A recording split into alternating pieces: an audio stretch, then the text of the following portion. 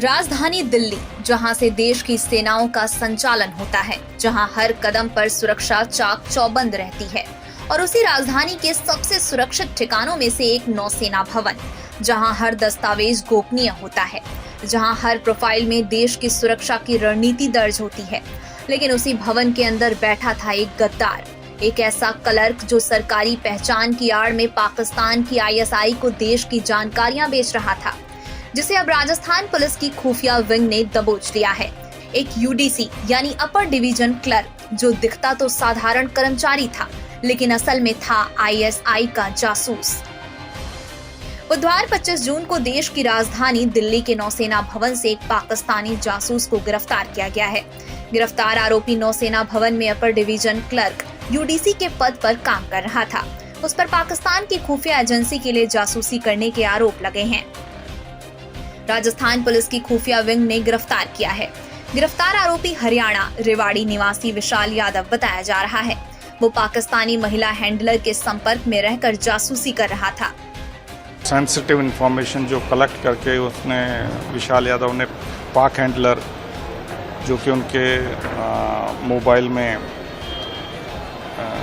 जो छंदम नाम है, प्रिया शर्मा के नाम से एड ऑन है, उसको भेजी गई थी, सेंड की गई थी, जो कि आफ्टर इन्वेस्टिगेशन ये दिखा कि भाई ये पाक हैंडलर है। वो डॉक्यूमेंट जो कि नौसेना से रिलेटेड थे और ऑपरेशन सिंदूर के टाइम से ही वो लीक किए गए थे, सेंड किए गए थे पाकिस्तानी हैंडलर को। तो वो डॉक्यूमेंट कौन कौन सी एजेंसी से विशाल यादव ने कनेक्ट किए, कलेक्ट किए, मिले, रखे, और कौन कौन उसमें सहयोगी रहा उन डॉक्यूमेंट को शेयर करने में।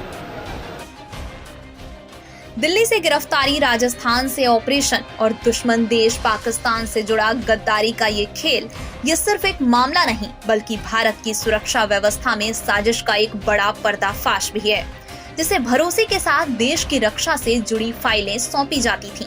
वो उन्हीं को फॉरवर्ड कर रहा था।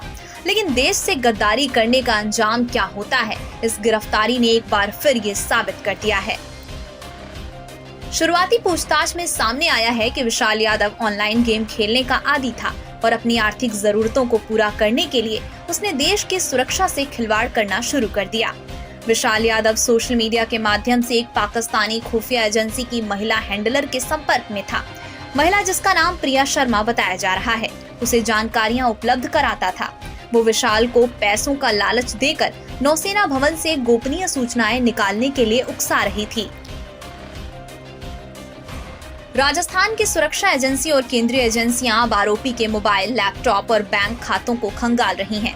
शुरुआती इनपुट्स में ये भी संकेत मिले हैं कि आरोपी अकेला नहीं था, उसके संपर्क देश के अलग अलग हिस्सों में फैले हुए हैं। यही नहीं, शुरुआती पूछताछ में आरोपी ने स्वीकार किया है कि वो आईएसआई एजेंटों के संपर्क में था और ऑपरेशन सिंदूर के दौरान भी उसने जासूसी की है। उसके मोबाइल से मिली चैट और दस्तावेजों के अवलोकन से पता चला है कि विशाल यादव ने ऑपरेशन सिंदूर अभियान के दौरान भी जासूसी की है। वो नौसेना और अन्य रक्षा संबंधी गोपनीय सूचनाएं महिला पाक हैंडलर को उपलब्ध कराया था। इससे साफ होता है कि वो लंबे वक्त से इस जासूसी रैकेट का हिस्सा था। नौसेना भवन से पकड़ा गया ये यूडीसी भले ही सिर्फ एक व्यक्ति हो, लेकिन उसकी भूमिका ने पूरे सिस्टम को झकझोर दिया है। ये एक चेतावनी भी है कि सुरक्षा अब केवल सीमाओं पर नहीं, दफ्तरों के भीतर भी देखनी होगी, क्योंकि आज के दौर में आईएसआई जैसे संगठन अब सिर्फ बुलेट्स ही नहीं, डेटा से भी लड़ रहे हैं।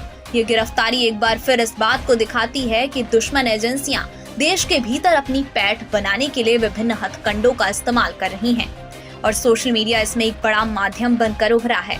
फिलहाल इस मामले में सुरक्षा एजेंसियां अब ये जानने की कोशिश कर रही हैं कि इस रैकेट में और कौन कौन से लोग शामिल हैं और कितनी संवेदनशील जानकारी लीक हुई है।